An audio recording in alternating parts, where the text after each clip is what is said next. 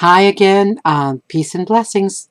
This is Roxana Khan, and I'm going to do the fifth, the fifth workshop, the homeschooling workshop on many windows. Now we're getting towards the end of the story, the end of the whole fiction part of the book, and this story is called Dreidels, and it's about Hanukkah.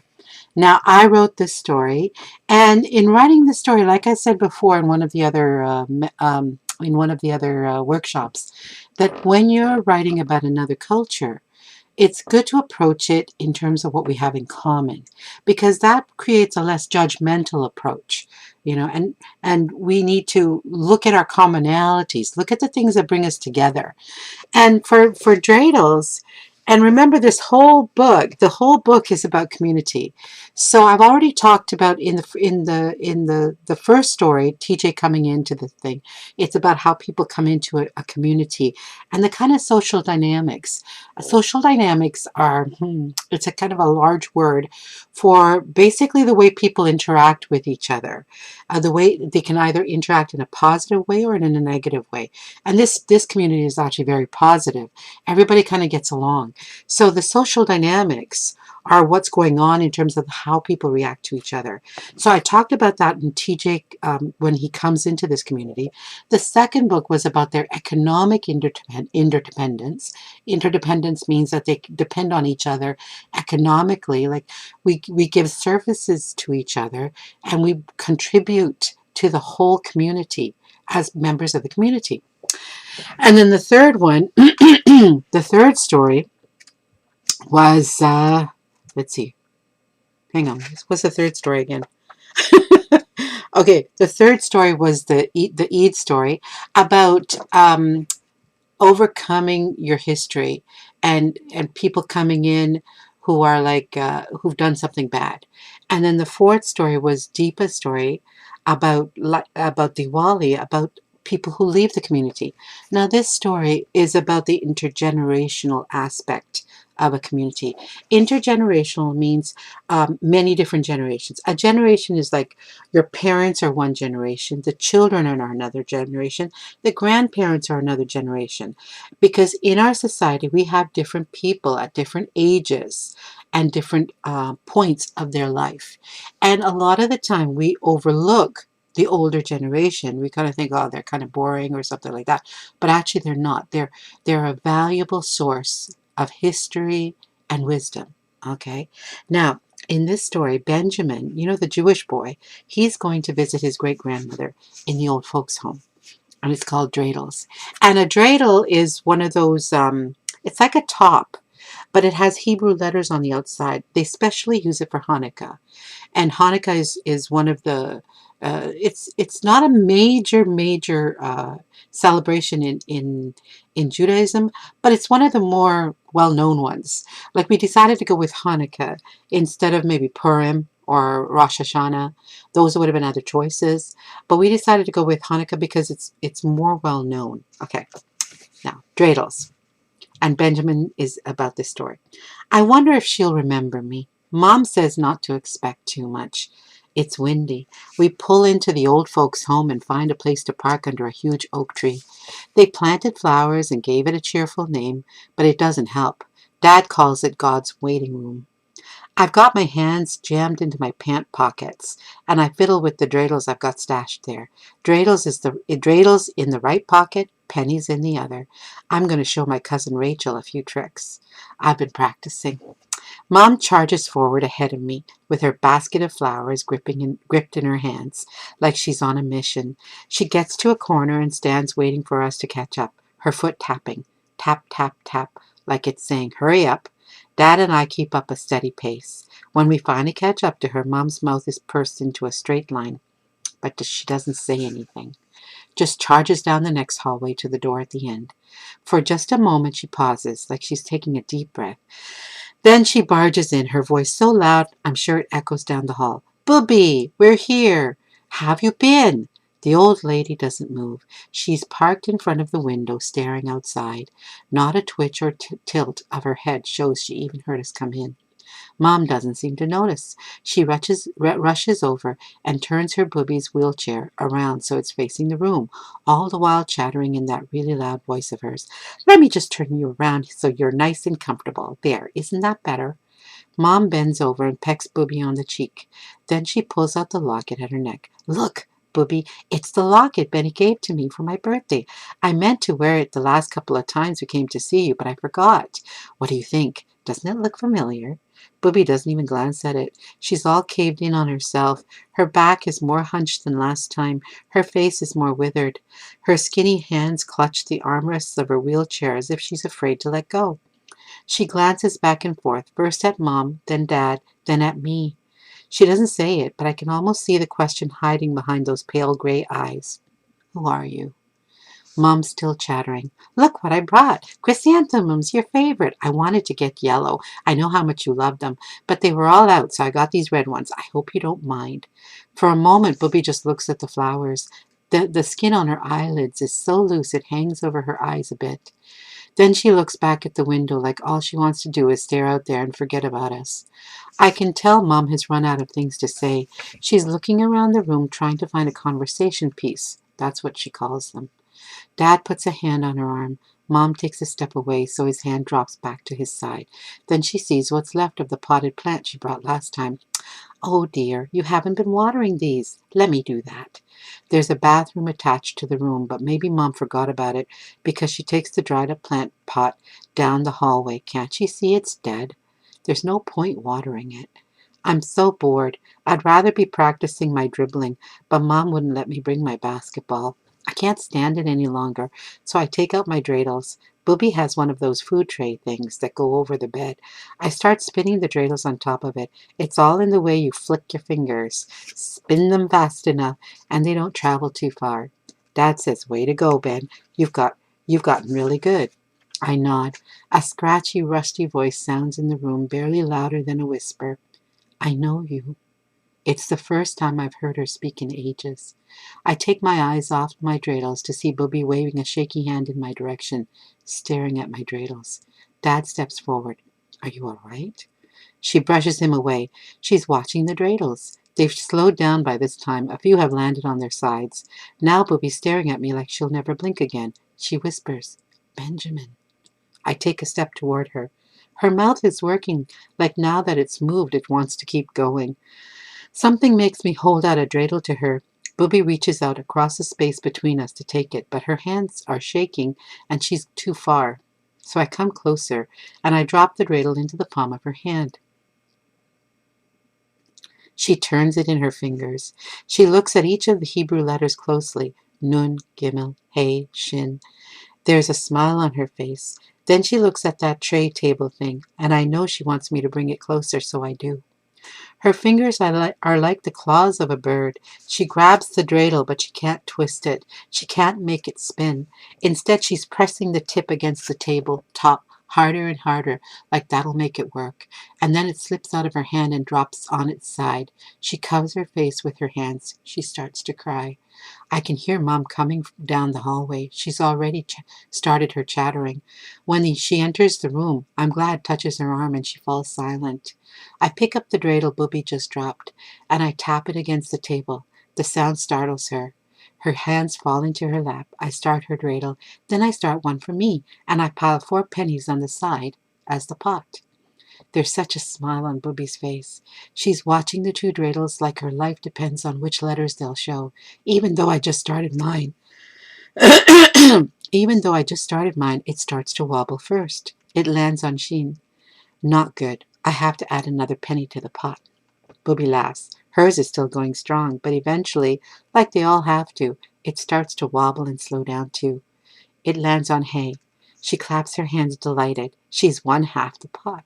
Give me my pennies. I start picking up 3 of the pennies, but I guess I'm not fast enough because she says, Hurry up, Benjamin. She counts them. Then she nods at the dreidels. Again. So I spin them again. She rubs the pennies in her fingers while she waits for the dreidels to slow down. This time I win, and I get 2 of my pennies. She hates it. She says, Again! She's still rubbing the 3 pennies in her fingers like they're some kind of treasure, singing in a raspy voice. Oh, dreidel, dreidel, dreidel, I made it out of clay, and when it's dry and ready, then dreidel I shall play. It has a lovely body, with legs so short and thin, and when my dreidel's tired, it drops and then I win. She stops singing and looks up at me sharply. Don't you cheat. Back and forth we play till she wins back her pennies, plus 2 more.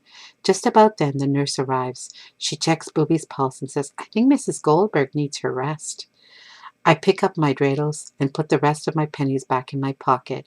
Booby's clutching her winnings to her chest. Something makes me pick up her dreidel and hold it out to her. She looks at it for a moment. Has she forgotten again? Then slowly she reaches out. Her hand curls around it and she takes it from me. As we're leaving, I look back to see her tracing the letters on each side with the tip of her finger. The breeze has picked up and it's hard to push open the door. Mom turns up the collar of her sweater and ducks her head into the wind. I tilt my head and let my hair whip around. The branches of the oak tree are going wild, dropping acorns all over the place. I pick up a few from where they landed on the car. They look like tiny little dreidels, only rounded. I say, Mom, Booby remembered me. Mom smiles. Maybe. She said my name, I insist. Mom puts her arm around my shoulder. Benjamin was her brother's name, too. Her brother's name, that's right. He would have been my great uncle if he'd lived. I spin my little acorn dreidel on the trunk of the car for a moment. Too quickly it stops spinning. Dad says, Hop in, Benny. We're getting late. I drop the acorn in my pocket so it rubs against the dreidels. Then I look back at the old folks' home. Till next time, Booby. Till next time. The end.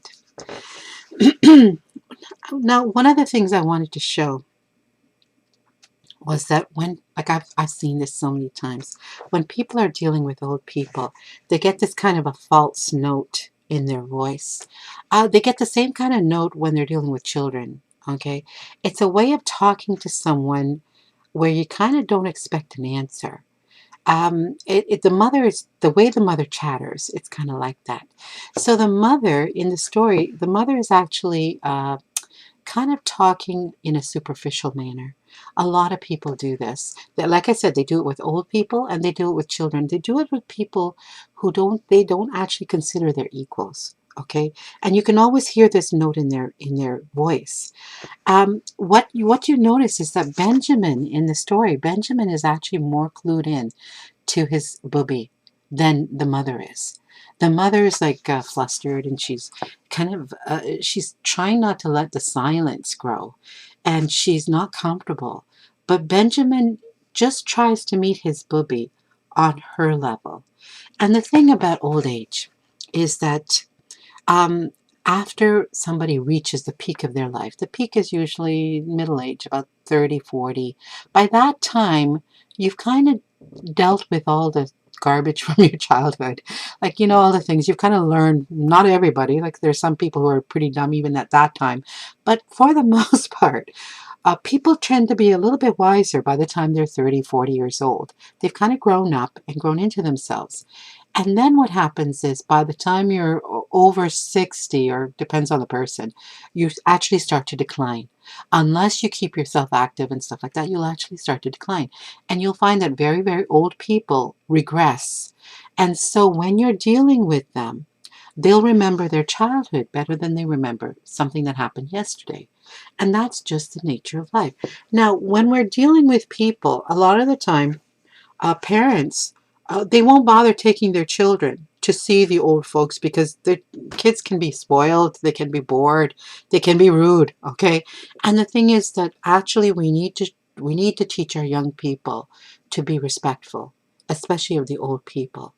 We need to show them the respect and that this is the course of life because because if you're lucky, you'll get to old age.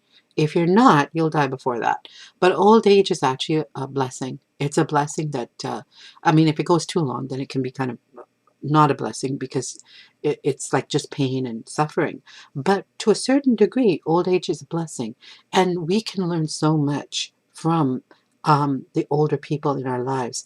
And we can actually learn, like the thing about old people, when you talk to them and listen to their stories of what they've been through, We can learn lessons without having to make the mistakes.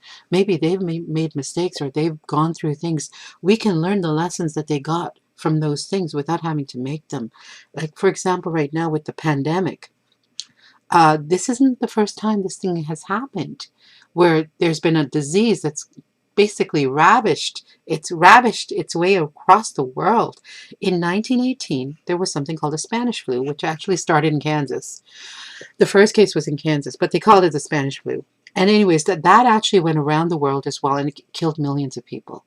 So these are people, if we don't, there's a saying that if you don't learn from history, you're doomed to repeat it. And it would behoove is another big word, behoove basically, it would do us good if we actually learn from our history than if we don't. Now, when you're reading a story, sometimes there's things in the story that are actually symbolic of bigger things. What do you think the dreidels are symbolic of?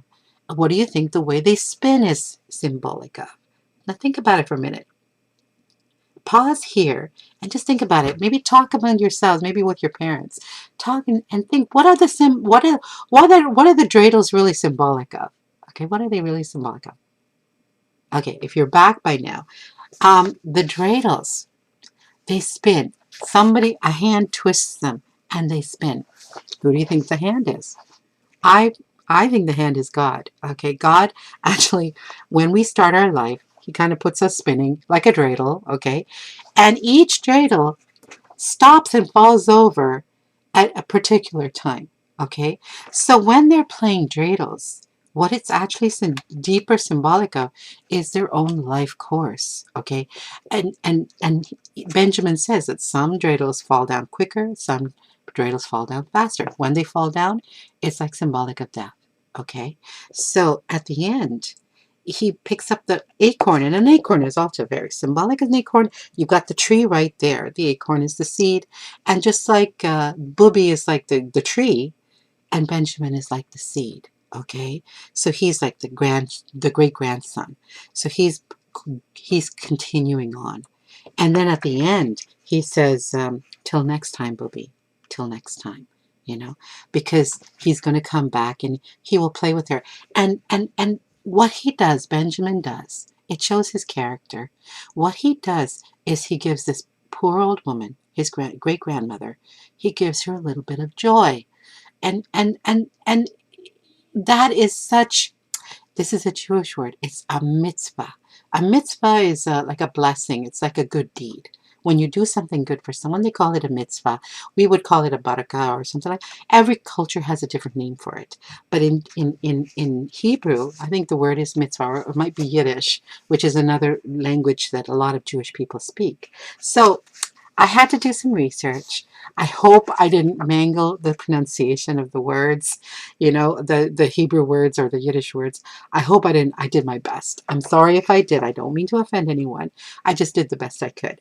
But I thought I wanted to show the mercy that Benjamin shows old people. And unfortunately, we seem to live in a time where a lot of people don't have patience with other people. They don't have patience to kind of take their time and get to know where another person is coming from and have patience and kindness and mercy towards them. So all of these things are infused into this story. Infused is like soaked into the story.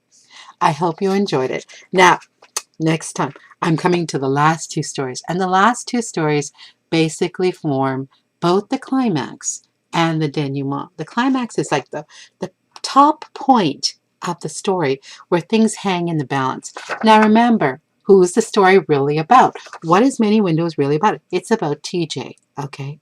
Now, up till now, I've been showing all the characters around him, and I've actually been showing the reader a kind of a portrait, a sketch of the community that TJ has entered. Now, now comes the climax and the denouement. The denouement is the falling action. Okay, so the climax and the denouement are kind of both in the next two stories, and the thing that hangs in the balance is, what is TJ going to do? How is he going to decide to handle being in this community? Is he going to socialize, or is he going to not? Okay, That'll be for next time. Thank you for watching.